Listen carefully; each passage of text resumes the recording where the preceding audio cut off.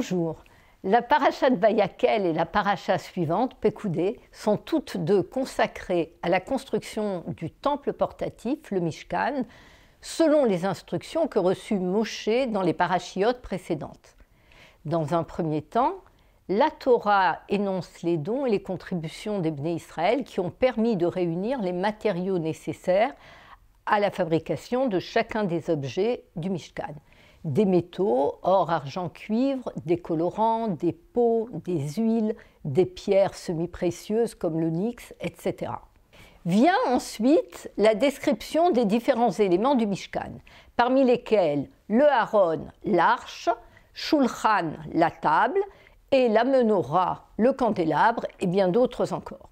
Je voudrais m'arrêter sur une des composantes du Aaron, les Kruvim, que nous traduisons en français par chérubin.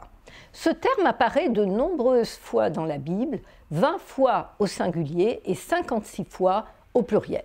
C'est la seconde fois dans le livre de Shemot que la Torah mentionne les Kruvim du Mishkan. La première mention figure dans la Parashat Teruma en des termes presque identiques. Aussi, je ferai appel aux deux passages pour comprendre ce qu'étaient les Kruvim. Dans un premier temps, je m'intéresserai à la forme qu'avaient les Kruvim en rappelant les différentes hypothèses des commentateurs juifs de la Bible. Dans un second temps, j'examinerai l'aspect fonctionnel des Kruvim en me demandant à quoi ils servaient. Permettez-moi tout d'abord de lire les 3 versets de la Parashat Vayakhel qui décrivent la fabrication des Kruvim, conformément, je vous l'ai dit, aux instructions reçues de Dieu dans la Parashat Teruma. Il fit 2 Kruvim d'or massif il les a fait, aux 2 extrémités du couvercle. Un kérouv à une extrémité et un kérouv à l'autre extrémité. À partir du couvercle, il a fait les Kruvim aux 2 extrémités. Les Kruvim étendaient les 2 ailes en haut, protégeant de leurs ailes le couvercle. Leurs faces étaient l'une vers l'autre et les faces des Kruvim étaient en direction du couvercle. Avant même d'essayer de savoir à quoi ressemblaient les Kruvim, j'aimerais attirer votre attention sur les répétitions et les contradictions que l'on peut relever dans ce très court passage de 3 versets. Une répétition des termes pratiquement identiques, il les a fait aux 2 extrémités du couvercle, et 2 énoncés contradictoires. Les ailes étaient-elles vers le haut ou protégeaient-elles le couvercle? Dans ce cas, elles étaient horizontales et non verticales. Les Kruvim se regardaient-ils ou regardaient-ils le couvercle, c'est-à-dire vers le bas? Nous reviendrons sur ces éléments après avoir parlé de la forme qu'avaient les Kruvim. D'après le livre des rois, Melachim, on sait qu'il y avait également des Kruvim dans le temple que fit construire le roi Salomon. Ils étaient en bois, recouverts d'or, et l'envergure de leurs ailes était de 10 coudées. Nous avons donc la confirmation que les Kruvim étaient ailés et étaient placés sur l'arche sainte, le Aaron. Mais de quoi s'agit-il? À quoi ressemblait-il? Ni la Torah, ni le Tanakh ne nous fournissent la moindre explication. On a le sentiment que les Kruvim jouaient un rôle important dans la vie religieuse d'Israël, d'autant qu'ils sont mentionnés à plusieurs reprises dans le Tanakh.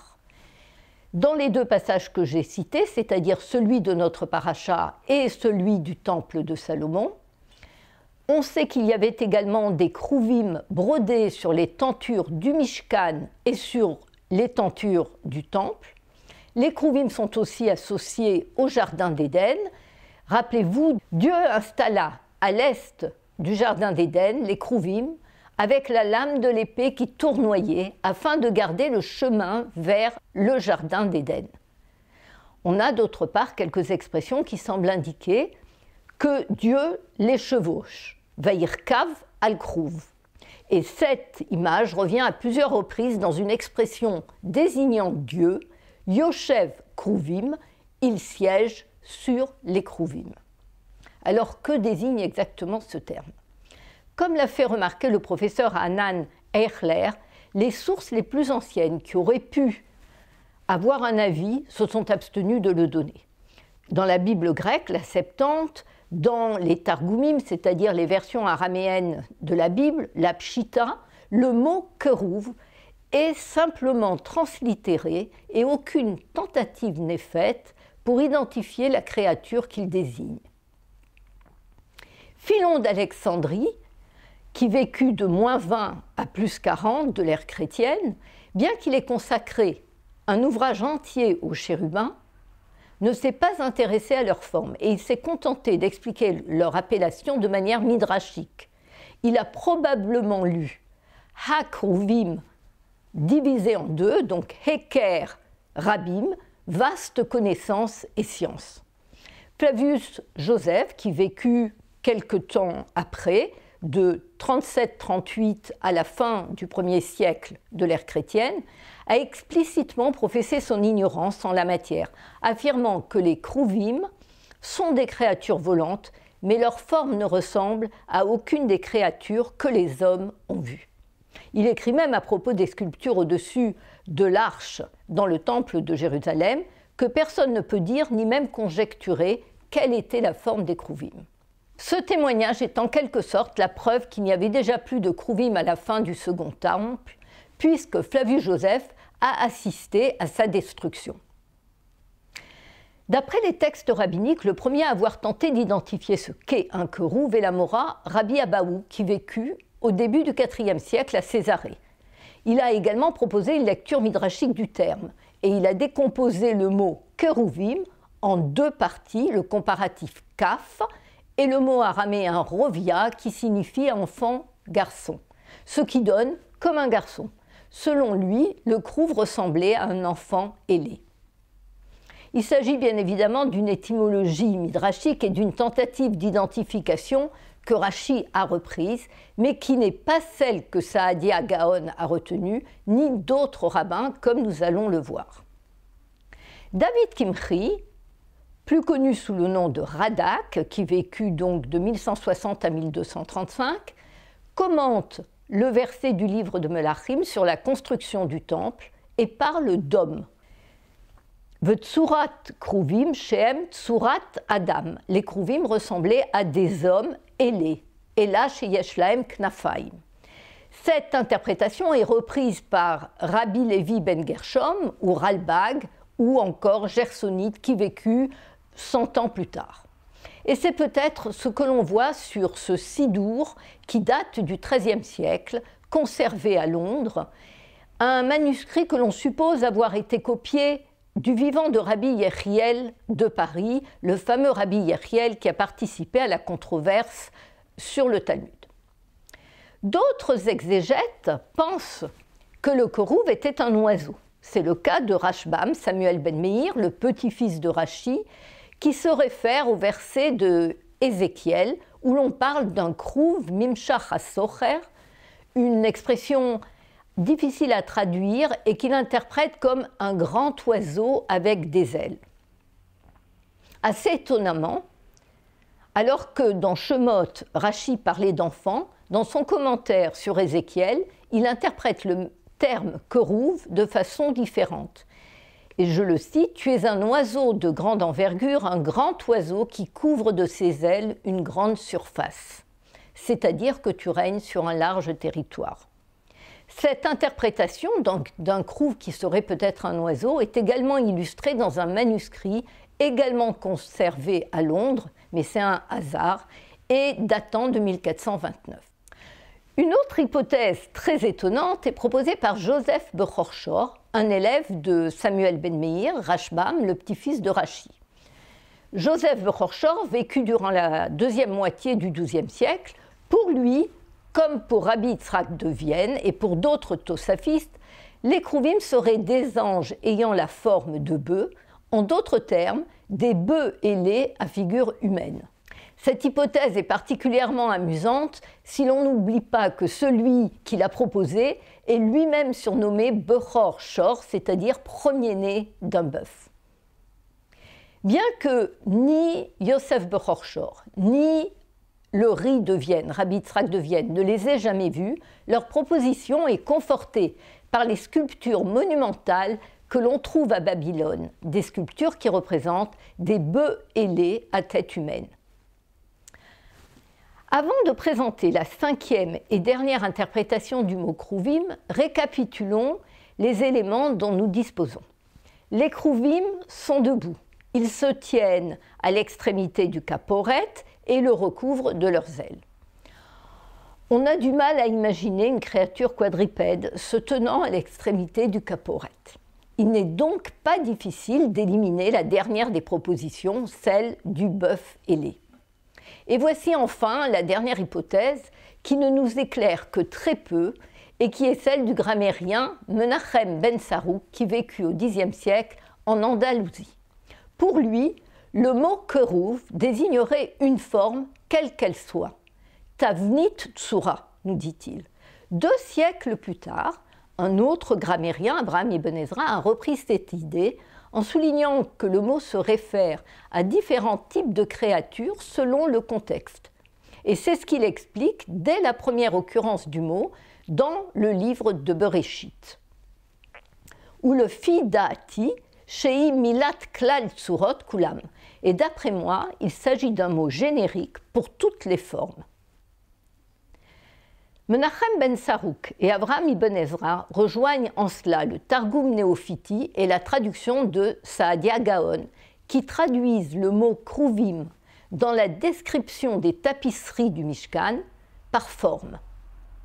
Et en fait, Rashi semble aussi envisager une acception plus générale dans son commentaire de Shemot 26-31, où il parle de Tsiurim Shel Briot, des dessins de créatures. La question reste donc entière et il faut préférer le doute et accepter l'idée qu'il peut exister plusieurs réponses exactes. S'il n'a pas été possible de déterminer la forme des Kruvim, on peut en revanche discerner leur fonction à partir d'une étude minutieuse du texte biblique.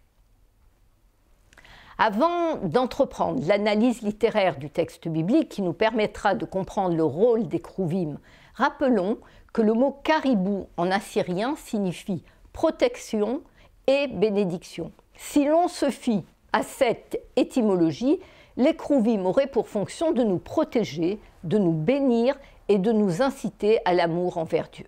Venons-en maintenant à l'analyse littéraire. Que pouvons-nous déduire du texte biblique lui-même ?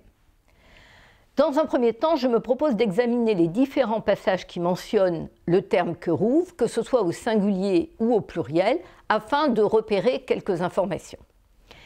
Les kruvim semblent avoir 2 fonctions. Ils portent et ils soutiennent la shrina, la présence divine, conformément aux expressions « il chevauchait le kerouv »,« vaïrkav al kerouv » ou « yoshev kruvim » que nous avons vu tout à l'heure. Deuxième fonction, il garde l'entrée du jardin d'Éden, le Gan Eden.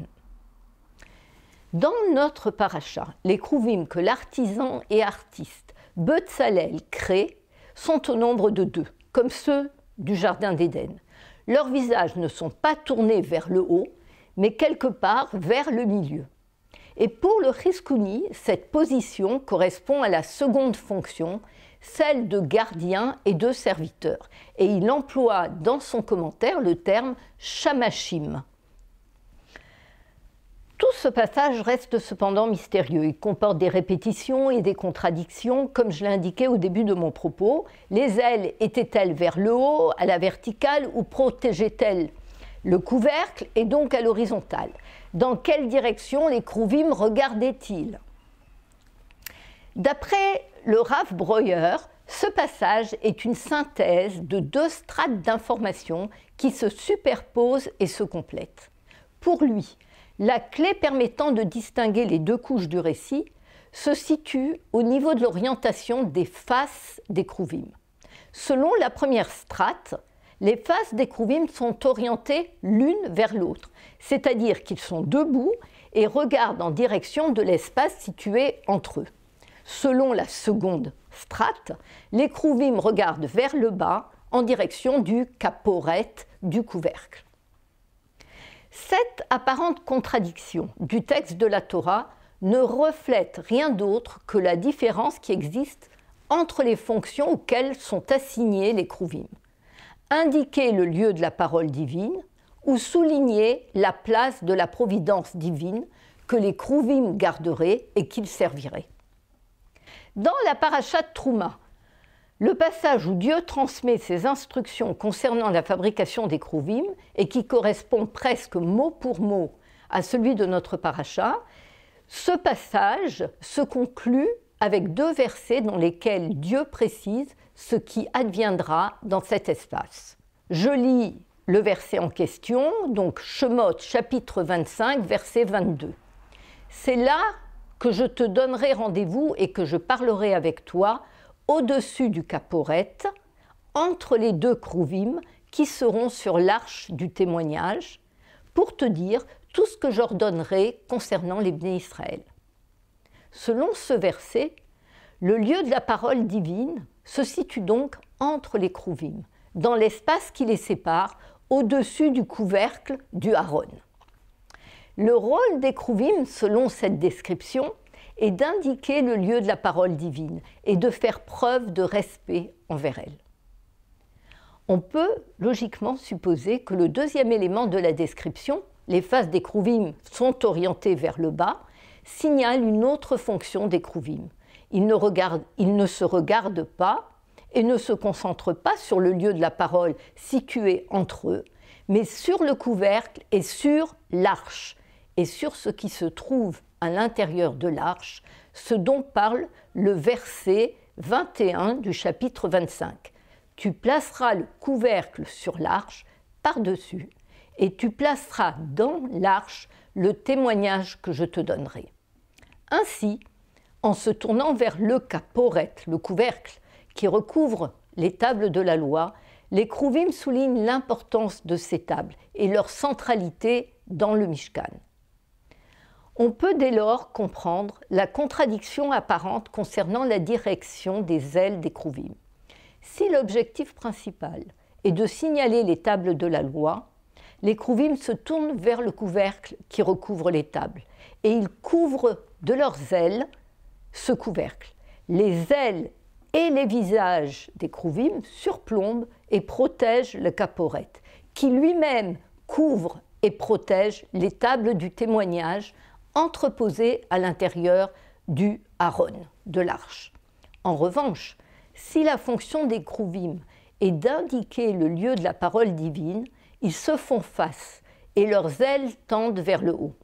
Ils apparaissent comme des gardiens, debout de part et d'autre de la parole divine qui vient d'en haut et se manifeste entre eux. Ce passage comporte 2 aspects, 2 perspectives. L'aspect parole, dans lequel la fonction des Kruvim consiste à être des anges gardiens qui proclament la gloire du lieu de la parole divine. Ils se tiennent pour cela face à face, les ailes déployées vers le haut. L'aspect témoignage, dans lequel le rôle des Kruvim est de garder et d'honorer les tables de la loi, ou tables du témoignage, conservées dans le Aaron, en le recouvrant de leurs ailes. Les rabbins du Midrash, les sages, conscients de la contradiction quant à la position des ailes, ont suggéré qu'elle était fonction de l'harmonie qui régnait au sein du peuple d'Israël. Lorsque les Bnei Israël étaient en paix les uns avec les autres, les Kruvim se faisaient face, ailes déployées. Et lorsque surgissaient des querelles, les Kruvim se cachaient derrière leurs ailes. Le Talmud également, en Yoma 54a, se demande ce que les Kruvim représentent plutôt que ce à quoi ils ressemblent. Pour Rav Katina, les ailes des Kruvim qui se touchent symbolisent l'amour et rappellent celui qui unit Dieu à son peuple Israël.